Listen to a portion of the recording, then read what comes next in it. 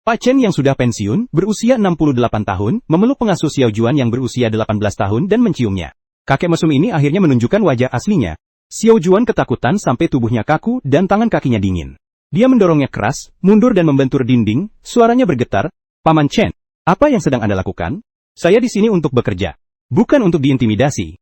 Kakek Chen terhuyung dan kehilangan keseimbangan. Dia bernapas dengan susah payah, bersandar di meja.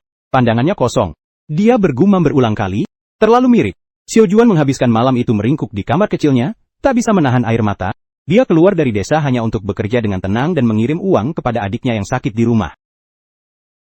Tidak menyangka akan mengalami hal seperti ini. Semakin dipikir, semakin takut, dan semakin merasa diperlakukan tidak adil. Sebelum fajar, dia sudah membereskan barang-barangnya. Dia memutuskan dengan tegas harus pergi hari ini. Tidak bisa tinggal sedetik pun lagi. Keesokan paginya, Xiao Juan masuk ke ruang tamu dengan tasnya. Dia hendak pamit kepada kakek Chen dan pergi. Namun, saat dia berhenti, dia melihat kakek itu duduk di sofa, memegang foto lama. Dia menangis terseduh-seduh, air mata jatuh ke atas foto. Noda air mata tersebar di gambar itu. Xiao Juan berhenti. Dia belum pernah melihat seorang kakek menangis begitu sedih, seolah-olah telah kehilangan seluruh dunia. Kakek Chen mendongak dan melihatnya. Dia menyeka wajahnya, suaranya sangat serak. Anakku, kalau mau pergi, pergilah. Maafkan aku. Aku bukan orang jahat. Aku sangat merindukan putriku. Xiao Juan tertegun dan tidak berkata apa-apa. Kakek Chen mulai bercerita perlahan tentang hidupnya. Ketika muda, dia adalah pemimpin di tempat kerjanya. Dia hidup seumur hidup dengan integritas dan martabat. Pasangannya meninggal lebih dulu, putrinya adalah satu-satunya tumpuan. Tahun ketika putrinya berusia 18 tahun, dia pergi ke universitas dengan penuh kegembiraan. Dia mengalami kecelakaan di perjalanan dan tidak pernah kembali. Sejak saat itu, dia tinggal menjaga rumah kosong, menghabiskan hari-hari dengan menghitung waktu. Hari ketika Xiao Juan datang untuk wawancara, dia melihatnya dan terkejut karena alis dan matanya, bentuk wajahnya, tingginya, dan nada suaranya persis sama dengan putrinya yang telah meninggal. Selama 3 bulan ini, dia menahan diri dengan sekuat tenaga. Malam sebelumnya dia minum sedikit alkohol. Melihat Xiao Juan membungkuk untuk merapikan bantalnya. Dalam sekejap, dia mengira putrinya telah kembali, dan dalam kegembiraan, dia melakukan kesalahan. Aku tahu aku salah, jangan benci aku. Kakek Chen mendorong setumpuk uang ke arahnya, itu gajinya, lebih dari cukup sebagai kompensasi. Kamu harus hidup dengan baik. Xiao Juan memandang kakek yang kesepian, rapuh dan putus asa di depannya. Saya di sini untuk bekerja. Dia teringat adiknya yang sakit di rumah, teringat orang tuanya yang khawatir tentang dirinya siang dan malam, hidungnya menjadi pedih. Namun dia tetap menggertakkan gigi. Saya rasa saya harus pergi, saya takut. Di luar, ada 2 orang berpakaian seragam. Xiao Juan membuka pintu. Dia bersandar di meja, bernapas dengan berat. Mereka bilang mereka petugas komunitas, dan ada yang melaporkan secara anonim. Mereka bilang kakek Chen melecehkan pengasuh, perilaku tidak pantas. Orang yang melaporkan, bukan Xiao Juan. Kalau mau pergi, pergilah. Tetangga sudah memperhatikan bahwa Xiao Juan muda dan cantik. Kakek Chen benar-benar sendirian. Dia berniat memberitahu kakek Chen. Lalu pergi. Hari ini mereka melihat Xiao Juan sedang berkemas dan langsung melaporkannya ke komunitas. Begitu petugas masuk, mereka langsung menginterogasinya dengan serius. Xiao Juan tidak bisa menemukan kata-kata, semakin dia menjelaskan, semakin mereka pikir dia sedang diancam dan tidak berani bicara. Kakek Chen begitu cemas sampai wajahnya pucat dan ingin bicara. Tapi dia tidak bisa bernapas. Dia jatuh, sambil memegang dada. Adegan langsung menjadi kacau. Xiao Juan tidak sempat takut. Segera mencari obat, memanggil 120. Berbicara diam-diam. Menandatangani sebelum dan sesudah berlari. Membayar biaya dan menjaga di samping tempat tidur. Berlarian ke sana kemari, menandatangani. Putra dan putri Tuan Chen buru-buru kembali dari perjalanan mereka. Begitu masuk, anak-anak melihat Xiao Juan menjaga di samping tempat tidur. Wajah mereka langsung menjadi gelap. Nada suara mereka dingin. Kamu yang memaksaku? Kamu yang mau memerasku? Xiao Juan merasa tidak adil dan ingin menangis. Tapi dia tidak bisa membantah sepatah kata pun. Anggap saja, aku meminjamkan ini kepadamu, bukan untuk membela diriku. Dia malah berpaling kepada anak-anaknya dan berkata, jangan intimidasi dia. Dia anak baik, aku yang menyesal kepadanya. Anak-anaknya tertegun. Pada hari-hari berikutnya, Xiao Juan tidak pergi.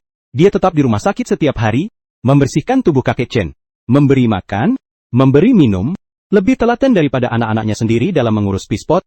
Anak-anak kakek Chen mulai melihat dan keraguan mereka perlahan berubah menjadi rasa bersalah. Saat itulah mereka menyadari betapa berat kehidupan ayah mereka sendirian selama bertahun-tahun ini. Mereka juga memahami betapa sulitnya situasi di rumah Xiao Juan dan adiknya yang sakit parah. Ibunya lemah dan seluruh keluarga hanya bergantung padanya. Setelah keluar dari rumah sakit dan pulang ke rumah, Xiao Juan tidak menyebutkan akan pergi. Kakek Chen juga tidak berani menyebutkan agar dia tinggal. Di antara mereka berdua ada keheningan yang tenang. Tapi ada lapisan pengertian yang tak terkatakan. 2 minggu kemudian, tiba-tiba datang telepon dari rumah Xiao Juan. Mengatakan kondisi adik laki-lakinya semakin parah. Butuh segera 20.000 yuan untuk biaya rumah sakit. Xiao Juan memegang ponsel. Dia berjongkok di halaman dan menangis diam-diam. Uang itu milikku, rumah ini milikku, dan aku bersedia membiarkannya tinggal. Setelah kakek Chen menyadarinya, dia tidak bertanya apa-apa. Hari itu juga dia pergi ke bank dan menarik 20.000 yuan. Dia menyodorkannya diam-diam ke tangan Xiao Juan. Ambillah untuk mengobati adikmu. Xiao Juan menggelengkan kepala. Dia tidak mau menerimanya. Saya tidak bisa menerima uang Bapak. Saya tidak bisa membalasnya.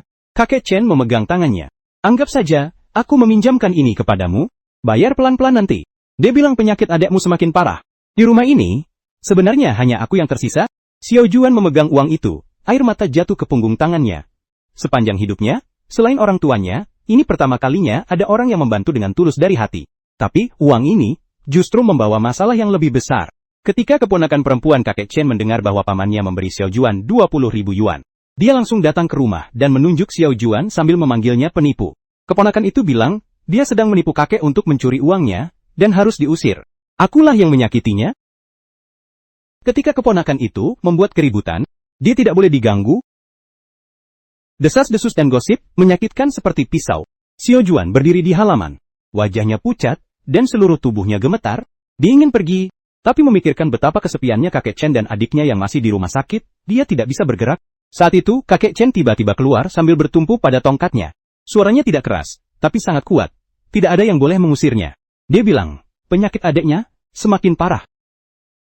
Kalian hanya memikirkan uangku, siapa yang benar-benar peduli dengan hidupku? Di depan semua orang, dia mengeluarkan foto putrinya, menceritakan semuanya apa adanya. Nanti kamu bayar pelan-pelan. Kesepian, rasa bersalah, ketulusan, semuanya diceritakan. Kerumunan orang yang ada menjadi diam. Dia tidak berani memberitahu kakek Chen bahwa uang gajinya sudah dikirim ke rumah, dan sekarang dia tidak bisa mengeluarkan 1 sen pun. Di bawah kritikan semua orang, dia pergi dengan cepat. Sejak hari itu, Xiao Juan meninggalkan semua kekhawatirannya. Dengan tulus tinggal untuk merawat kakek Chen. Dia bukan lagi pengasuh maupun majikan. Dia memanggilnya ayah. Dia memanggilnya putri. Tuan Chen mengajari Xiao Juan membaca dan menulis. Menggunakan ponsel untuk berhitung, agar dia tidak perlu bersusah payah seumur hidup. Xiao Juan mencuci pakaian kakek Chen dan memasak untuknya. Menemaninya jalan-jalan, mendengarkan cerita masa lalunya, mengubah rumah yang dingin menjadi rumah yang hangat dan ramai. Anak-anak kakek Chen sepenuhnya meninggalkan prasangka mereka. Setiap kali pulang, mereka membawa hadiah untuk Xiao Juan dan memperlakukannya seperti saudara perempuan. Mereka bilang, dengan kehadiran Xiao Juan, kami tenang di luar, setiap tahun baru dan hari raya. Keluarga duduk bersama makan. Kakek Chen selalu memberi Xiao Juan lebih banyak makanan. Xiao Juan selalu menyendokkan sup untuk kakek Chen. Lampu-lampu hangat dan nyaman menerangi seluruh rumah, dan menghangatkan hati semua orang. Ada yang bertanya kepada Xiao Juan, kamu bisa saja pergi, kenapa memutuskan untuk tinggal merawat seorang kakek yang tidak dikenal? Xiao Juan selalu menjawab sambil tersenyum.